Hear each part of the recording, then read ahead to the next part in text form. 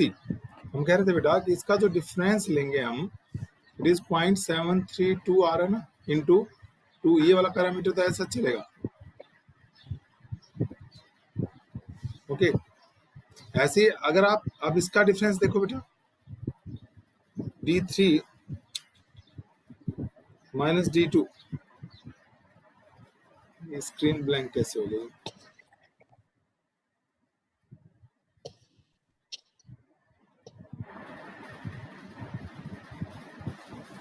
D3 minus D2,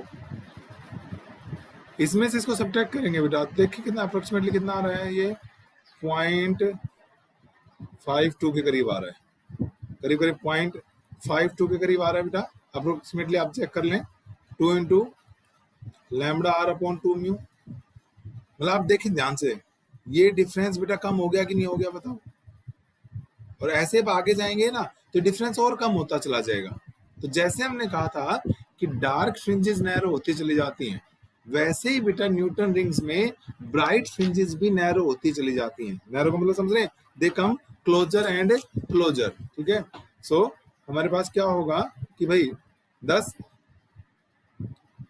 bright fringes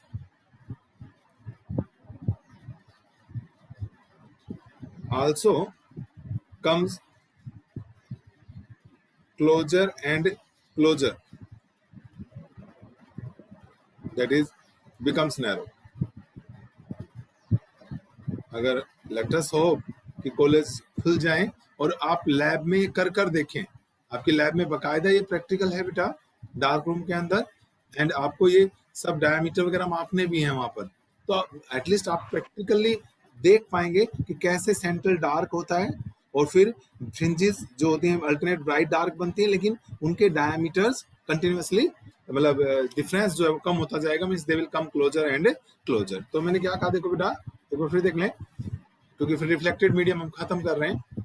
हमने कहा कि भाई रिफ्लेक्टेड मीडियम के अंदर अगर path difference 2 mu t is equal to n plus half lambda है तो वी गेट ब्राइट फ्रिंजेस। और लास्ट वीडियो में हमने ये यूज किया है कि अगर 2 mu t is equal to n lambda हो तो मिनिमा मिलता है हमें। ठीक है, एंड किसी पर्टिकुलर पॉइंट पर मान लीजिए एक कॉन्सेंट्रिक रिंग मान ली हमने, उनमें से एक पर्टिकुलर रिंग उठा ली जिसकी रेडियस Rn है, तो ये भी पिछले वीडियो से उठा रहा हूं मैं, T इज Rn का स्क्वायर बाई 2r हो गया बेटा। तो मिनिमा डार्क के लिए हम पिछला पूरा वीडियो लगा चुके हैं। तो आज हमने कहा चलिए ब्राइट फ्रिंजेस के लिए सोल्व करते हैं। ब्राइट फ्रिंजेस है 2 mu t is equal to n plus half lambda t. T की वैल्यू देखो बेटा, this is Rn square by 2r, ये पुट कर दिया मैंने, और यहां से मैंने Rn निकाल लिया, that is radius of nth bright fringe. This is the radius of nth bright fringe. और मैंने कहा था ये लैम्बडा बाई 2 का जो फैक्टर है ये कहां से आया था, reflection due to denser medium, glass plate से टकरा कर लाइट गई थी। तो अगर मैं nth फ्रिंज का डायमीटर निकालूंगा बेटा ब्राइट फ्रिंज का, तो इसका डबल कर दिया मैंने, ये आ गया। वेयर n यू नो 0 1 2 3 कुछ भी हो सकता है। तो मैंने n 0 पुट किया तो फर्स्ट डार्क फ्रिंज का आ गया, 2 पुट किया मतलब 0 पुट किया तो ये 1 हो गया, 1 पुट किया तो 2 4 1 3 हो गया बेटा, 5 हो गया, लाइक दिस। ठीक है, सो हमने देखा कि भाई this is first bright fringe का diameter, second bright, third bright का, √3 1.732, √5 2.25। हमने डिफरेंस लिया D2 में से D1 का, ये बचा, इसमें से ये लिया बेटा, ये बच गया। आप देखें डिफरेंस रिंग्स के बीच में कम होता जा रहा है, it means bright fringes are coming closer and closer. ठीक है, so this was all about the reflected medium. Now let us have a look on the transmitted medium. मैंने कहा था 2 तरीके के मीडियम हम डिस्कस करेंगे। तो हमारे पास क्या है देखो, हम फिर से न्यूटन रिंग्स ही कर रहे हैं,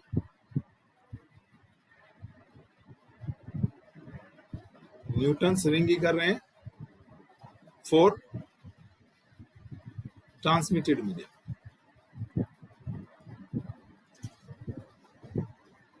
फॉर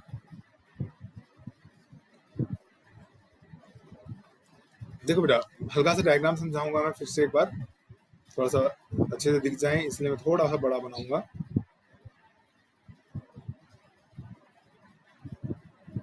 ये मान लीजिए मेरा प्लेनो कॉन्वेक्स लेंस था बेटा, ठीक है, कोई लाइट रे आई थी, मान लीजिए हमने समझी थी, ये टकरा कर यूं गई थी, मान लीजिए कुछ मैं नाम दे रहा हूँ ए बी सी, ठीक है, एक तो सी पे टकरा कर चली गई थी, जाने दें, रिफ्लेक्टेड मीडियम दिखाना नहीं तो मैं उसको छोड़ रहा हूँ।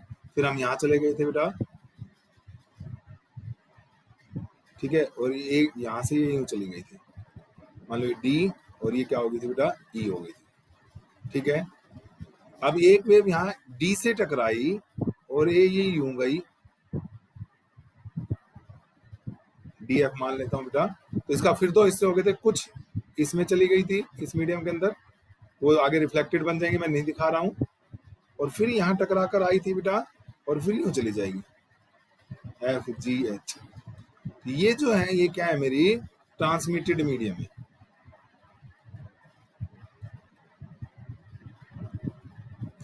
ठीक है। अब नाउ सी, पहले ई को देखते हैं, हमें क्या देखना होता है, कोई डेंसर मीडियम से रिफ्लेक्ट तो नहीं हुई है, अगर हुई है तो एक लैम्डा बाई 2 ऐड करना होता है हमने, ठीक है। देखो बेटा, इस ई तक पहुंचने में यहां पर बी पर रिफ्रैक्शन हुआ है, मीडियम चेंज हुआ है, रिफ्लेक्शन नहीं हुआ है।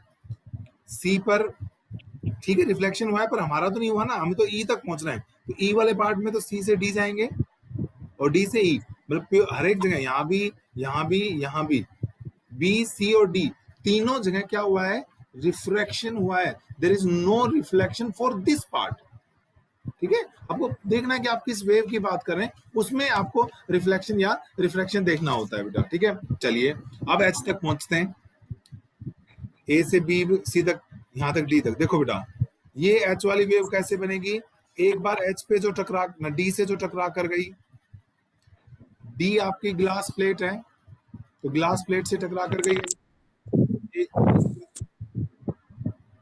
ग्लास प्लेट है ये, ठीक है कि नहीं है। एक बार डेंसर मीडियम से टकराई, एक लैम्डा बाई 2 का पार्ट डिफरेंस आ गया इसमें, फिर ये यहां पर गई एफ पर, प्लीज सी एफ पर दोबारा टकरा कर एफ जी बनी है, लेकिन यहां पर भी डेंसर मीडियम है। देखो ऊपर क्या है बेटा, लेंस, लेंस कैसा मीडियम है, डेंसर मीडियम है आपके पास, ठीक है। तो एक बार और लैम्डा बाई 2 आ गया, बाकी आगे तो सीधी निकल गई, मतलब जो भी है रिफ्लेक्शन हो गया, रिफ्लेक्शन नहीं हुआ, समझ रहे हैं बेटा।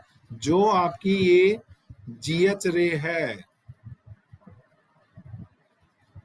Is it suffers 2 reflections at denser medium, suffers 2 reflections at denser medium।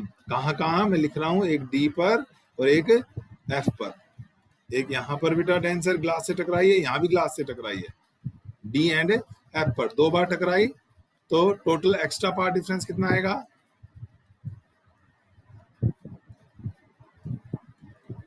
Lambda by 2 plus lambda by 2, that is equal to lambda, और लैम्डा जो होता है that is equal to 2 pi phase difference.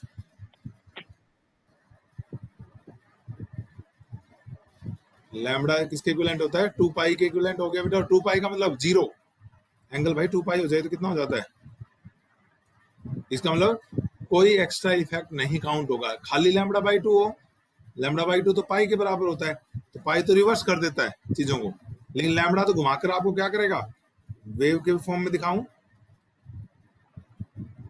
ये लैम्डा होता है। तो बस फर्क इतना है, जो चीज यहां से स्टार्ट हो रही थी वो यहां से स्टार्ट होगी, लेकिन दोबारा से उसी को रिपीट करेगा, ये नहीं कुछ उल्टा हो गया, तो means extra that is equal to 0 phase difference.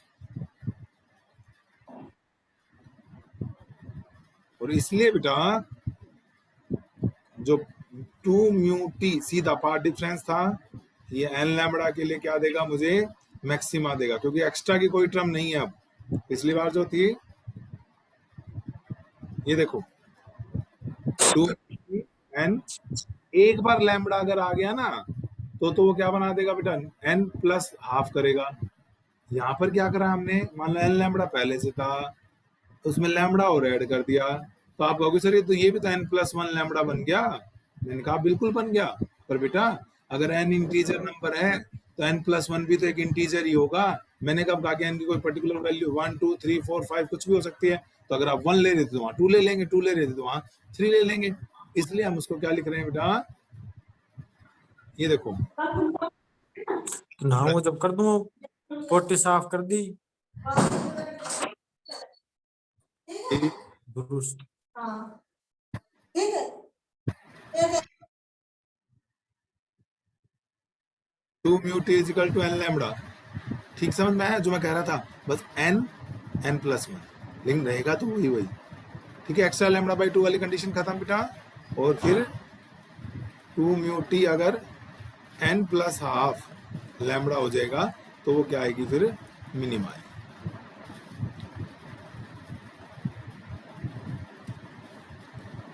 So be careful beta, in transmitted medium the conditions for maxima and minima also get reversed।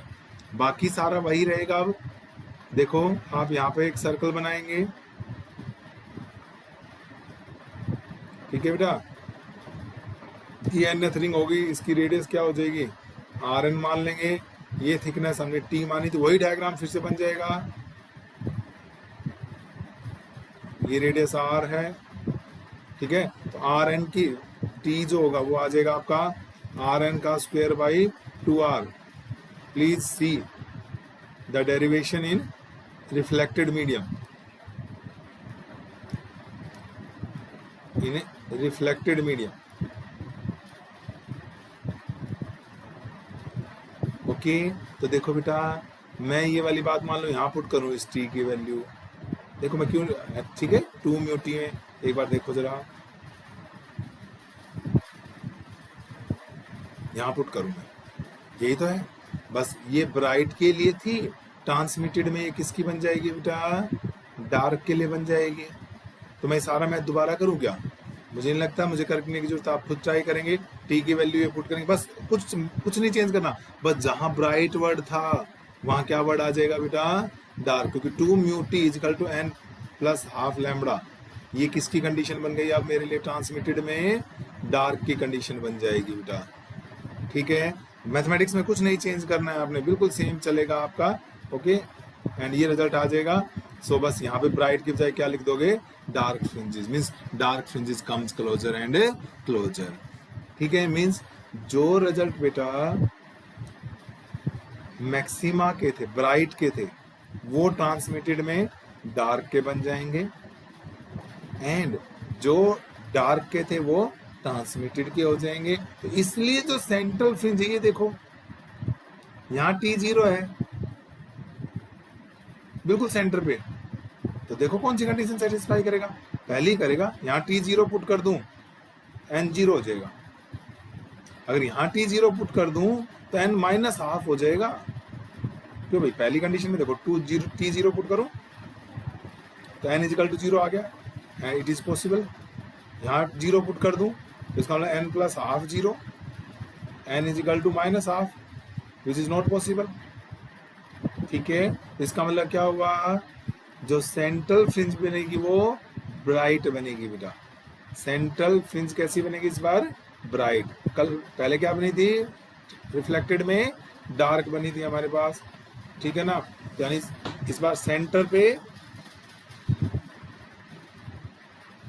White, पिछली बार यहाँ डार्क बनाई थी, पिछले वीडियो के लास्ट में आप देख सकते हैं। फिर ये क्या आ गई, मान लो मेरे पास डार्क आ गई,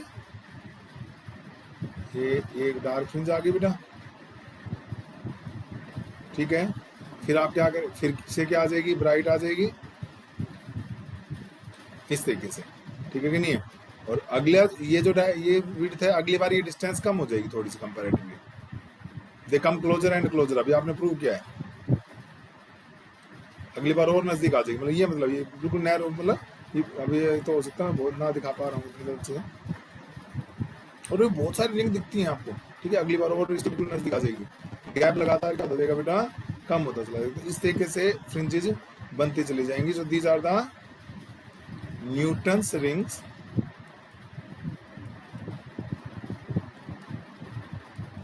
for transmitted medium, for transmitted medium. Reflected में क्या था, यहाँ डार्क, मतलब जहाँ डार्क था वहाँ ब्राइट, जब ब्राइट था वहां पर क्या हो जाएगा बेटा, डार्क आ गया था हमारे पास। बताओ ठीक है कि नहीं, ब्राइट एंड डार्क इस तरीके से आपके पास चलते चले जाएंगे। अब क्या करना होता है हमें, जैसे लैब में मैं कह रहा था एक्सपेरिमेंट करना होता है, तो जो ये लाइट है ना, इस लाइट की वेवलेंथ हमें डिटरमाइन करनी होती है। We have to determine the wavelength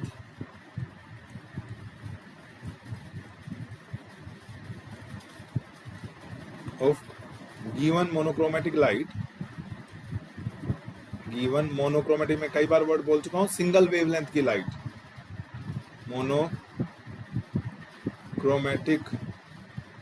light. Generally बेटा लैब के अंदर आप लोग सोडियम लाइट यूज करते हैं, येलो कलर की लाइट यूज होती है, और वो कौन सी होती है, सोडियम लैंप होता है आपके पास लैब में, सोडियम लाइट यूज करते हैं।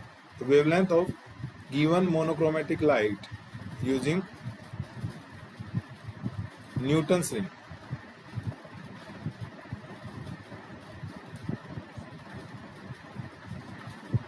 देखो बेटा, हम एक तो पहली बात हम क्या यूज करते हैं, रिफ्लेक्टेड मीडियम यूज करते हैं।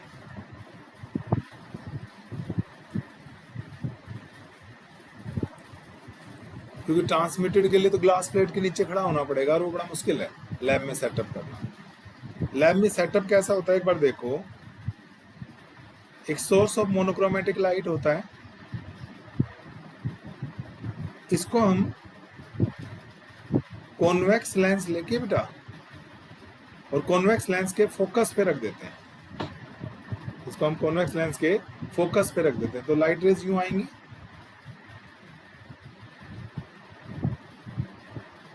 And they become parallel.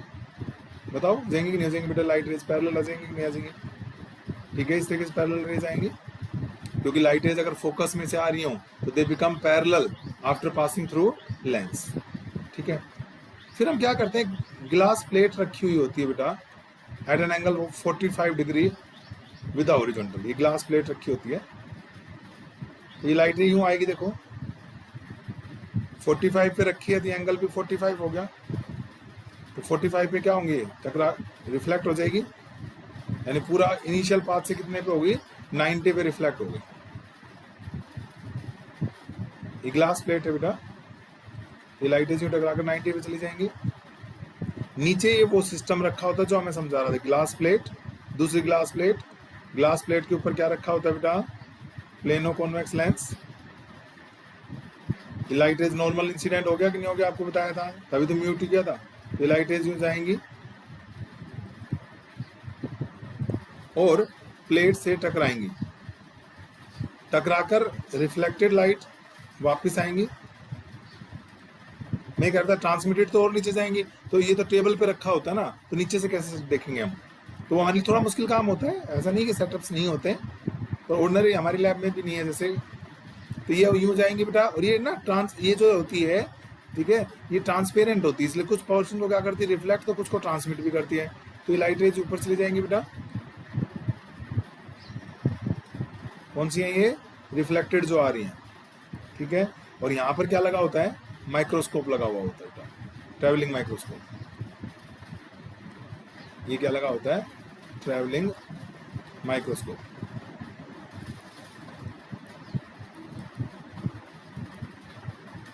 तो अब हम क्या करते हैं इसके अंदर, हम अपने आप को या तो किसी ब्राइट या किसी डार्क रिंग पर अपने आप को सेट कर लेते हैं। मान लीजिए हमने डार्क रिंग ले ली, तो रिफ्लेक्टेड मीडियम में बेटा डार्क रिंग का डायमीटर का फार्मूला निकाला, मैं पकड़ लेता हूँ सब, ठीक है। इसमें क्या होती है, क्रॉस वायर होती है, जैसे ये रिंग्स यूं बनी हुई होती है ना बेटा, जैसे ये रिंग यूं बनी होती है, ये पेन जहाँ चल रहा है वो डार्क मान लो। तो हम क्या करते हैं, इस माइक्रोस्कोप की क्रॉस वायर होती है इसमें, ए यूं, अगर रियल में ना देखा हो तो आपने बहुत सारी मूवीज वगैरह में देखा होगा, गन से शूट करना होता है, दूर बिल्डिंग पे बैठा हुआ आदमी, तो ये क्रॉस का निशान नहीं दिखाते हैं, तो जो क्रॉस जहां पर होता है वो आपका निशाना होता है। तो इस क्रॉस को हम यहाँ पे सेट कर लेते हैं बेटा एक डार्क रिंग के ऊपर, ठीक है। तो डार्क रिंग का डायमीटर का फार्मूला था बेटा हमारे पास, it was 2 and it was, अगर हम बात करें तो n lambda r by mu था। और यहाँ पर क्या है, एयर फिल्म है, एयर फिल्म के लिए म्यू की वैल्यू 1, nth रिंग का डायमीटर कितना आ गया बेटा 2n लैम्बडा आर। कैसे निकालते हैं डायमीटर सुनो। जैसे मान लो मैंने ये सेकंड फ्रिंज ले ली, एक बार अपने माइक्रोस्कोप के क्रॉस को यहाँ पे सेट किया, वो नोट कर लेंगे। देन ट्रैवलिंग, नाम इसका ट्रैवलिंग, इसको धीरे धीरे मूव करवाना स्टार्ट कर देंगे बेटा। तो ये क्रॉस आपको ना मूव करता हुआ दिखाई देगा। तो ऐसे ही ये सेंटर हो गया, सेकंड इधर थी तो इधर भी सेकंड पे आ जाओ। एक रीडिंग यहाँ ले लो, एक रीडिंग यहाँ ले लो, तो क्या इनका जो डिफरेंस होगा वो आपको सेकंड रिंग के डायमीटर को नहीं बताएगा। ठीक है बेटा, सेकंड रिंग के इस तरीके से हम लैब में मेजर करते हैं। तो कोई भी एन मतलब it may be second, third, fourth, जो तुम्हारा मन करे। फिफ्थ कोई सी भी रिंग ले ली। ऐसे ही क्या करेंगे हम, एक कोई और रिंग ले लेंगे बेटा। लेकिन हम कौन सी रिंग चूज कर रहे हैं, डार्क रिंग। अच्छा, आप ब्राइट भी कर सकते हैं, मतलब आप फ्री हैं, जो चाहे मर्जी करिएगा। तो यहाँ पे μ1 पुट कर दिया था हमने। अच्छा, अब मान लीजिए अगली मैंने n + m, m नंबर है कोई, जैसे मान लीजिए सेकंड थी, उसके बाद मान लो मैंने फिफ्थ ले ली, सिक्स्थ ले ली मान लो, ठीक है, तो m की वैल्यू 4 होगी। तो ऐसे क्या करेंगे, चलो अभी डायग्राम मैं इधर दिखाऊँ। मान लो इस तरीके से रिंग और नजदीक आती जाएंगी, ये क्या होगी, first, second, third, fourth, fifth, sixth. ठीक है, हम अपना क्या करेंगे, क्रॉस वायर यहाँ पे सेट करेंगे बेटा। ऐसे ही फिर ये रीडिंग ले लेंगे घुमाते हुए, इधर भी जो सिक्स्थ होगी उस पर ले जाएंगे, फिर डायमीटर नोट कर लेंगे।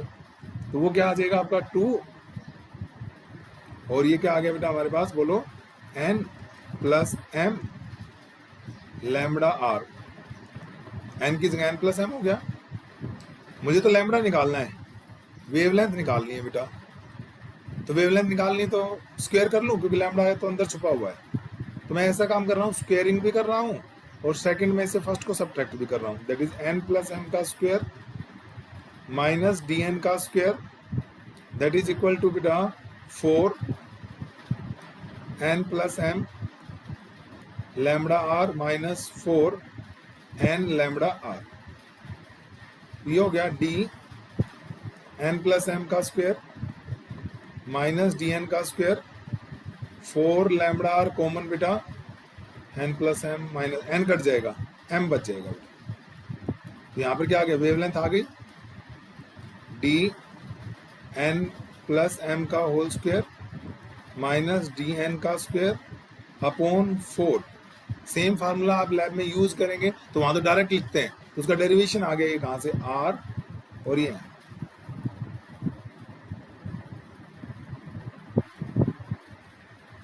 इस तरीके से बेटा हम मोनोक्रोमेटिक लाइट की क्या कैलकुलेट कर सकते हैं बेटा, वेवलेंथ कैलकुलेट कर सकते हैं। आप ब्राइट के लिए चेक करके देख सकते हैं, यही फार्मूला बनेगा बेटा, टर्म्स कट जाएंगे उसके अंदर भी।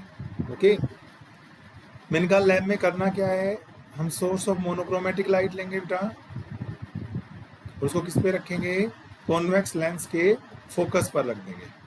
When the light rays comes from the focus, they become parallel to each other. Now there is a glass plate, mirror नहीं है ये, तो ग्लास प्लेट ट्रांसपेरेंट होती है, तब भी कुछ पोर्शन टकरा कर नीचे चला जाएगा। और ये 90 पे कैसे किया पता ना, 45 पे रखा था, तो मैंने नॉर्मल ड्रा किया, तो ये एंगल 45 होगा, तो 45 पे रिफ्लेक्ट हो जाएंगे, तो ओवरऑल 90 बन गया। मिरर पे टकराई नॉर्मली, वापस आ गई। ठीक है, और ये जो चीज़ है हम वहां पर देख लेंगे बेटा, हमारे पास माइक्रोस्कोप से। फिर मैंने कहा it is your choice whether you take a dark fringe और a bright fringe. Set your cursor, और जो क्रॉस वायर का जो पॉइंट निशान होता है, on any of the dark fringe और any of the bright fringe. So मैं I have started with the dark fringe. Dark fringe का डायमीटर का डेरिवेशन आप पिछले वीडियो में देख सकते हैं, ये किया हुआ है मैंने। क्योंकि यहाँ पर एयर है तो बेटा आप क्या कर सकते हो, म्यू की जगह 1। अच्छा, किसी मीडियम का रिफ्रैक्टिव इंडेक्स निकालना हो तो आप म्यू को म्यू पढ़ा रहने दो, म्यू भी निकाल सकते हैं आप यहाँ से। फिलहाल हम एयर के लिए बात कर रहे थे, ये आ गया बेटा। तो मैंने कहा डायमीटर कैसे निकालना है, जैसे मान लीजिए सेकंड पे आपने एक तरफ एडजस्ट किया, मूव योर कर्सर, ठीक है, this cross wire and set on the other side. यहाँ पे किया आपने, इनके बीच की जो डिस्टेंस है वो मुझे डायमीटर दे देगी सेकंड फ्रिंज का। फिर आप क्या करो, कोई और फ्रिंज ले लो, और ये गैप ना थोड़ा ज़्यादा रखना, क्योंकि बेटा पता क्या, जैसे m की वैल्यू 4 या उससे ज़्यादा रखना, ताकि थोड़ा सा डिफरेंस आप नोटिस कर पाएँ, क्योंकि इतनी दूर दूर नहीं होती हैं। This rings are very close to each other, you will found this rings are very very close to each other. Okay, तो 4 या 8 का डिफरेंस रखें आप। मान लीजिए मैंने कहा कि 6 पे ले लिया, तो फिर क्या करें, 2 3 4 5 6 पे क्या आपने अपने इसको सेट क्रॉस को रीडिंग नोट कर ली, फिर इसको मूव करवाएंगे आप इस तरीके से और दूसरी साइड पे 6 पे ले जाएंगे, ये डायमीटर आ जाएगा। स्क्वायर क्यों किया आप वो समझ सकते हैं, क्योंकि वेवलेंथ निकालनी थी और वेवलेंथ अंडर रूट के अंदर छुपी हुई थी। मैंने दोनों तरफ स्क्वायरिंग कर दी बेटा, स्क्वायर करते ही ये n वाली जो टर्म थी वो कैंसिल आउट हो गई मेरे पास। ओके, और n कैंसिल आउट हो गया, ये आ गया बेटा हमारे पास। ठीक है, इससे हम वेवलेंथ निकाल सकते हैं। और अगर मान लीजिए आप रिफ्रैक्टिव इंडेक्स निकालना होता तो यहाँ पे म्यू चल रहा होता, यहाँ पे भी म्यू होता, यहाँ पे म्यू होता, स्क्वायरिंग कर देते तो म्यू का फैक्टर नीचे नहीं आ जाता। बताओ म्यू कहाँ जाता हमारे पास, म्यू नीचे था ना, तो म्यू ऊपर चला जाता, तो म्यू का फार्मूला ये बन जाता, देखो 4 lambda R M upon D N plus M का स्क्वायर माइनस डी एन का स्क्वायर। अगर मुझे देखो म्यू रखना होता तो यहाँ में म्यू चलाता, यहाँ भी म्यू आता, स्क्वायरिंग करते तो बेटा यहाँ म्यू स्क्वायर हो जाता कि नहीं हो जाता, बताओ। ठीक है, ओके, तो मुझे म्यू निकालना था, म्यू स्क्वायर नहीं म्यू आता, ये म्यू आता बेटा, इस म्यू को ऊपर ले जाओ, नहीं यहाँ म्यू नहीं आता, बस म्यू ऊपर और ये चीज़ नीचे, इसके बाद ये स्टेप आता है। तो कहना रिफ्रैक्टिव इंडेक्स कैसे निकालोगे, तो वो भी बेटा यही तरीका है, यही थ्योरी लिखनी है, बस उसमें म्यू की जगह 1 मत पुट करना, लेकिन इसके लिए फिर आपको लैम्बडा पता होना चाहिए, लैम्बडा गिवन होना चाहिए बेटा। सो इस तरीके से आप, ठीक है।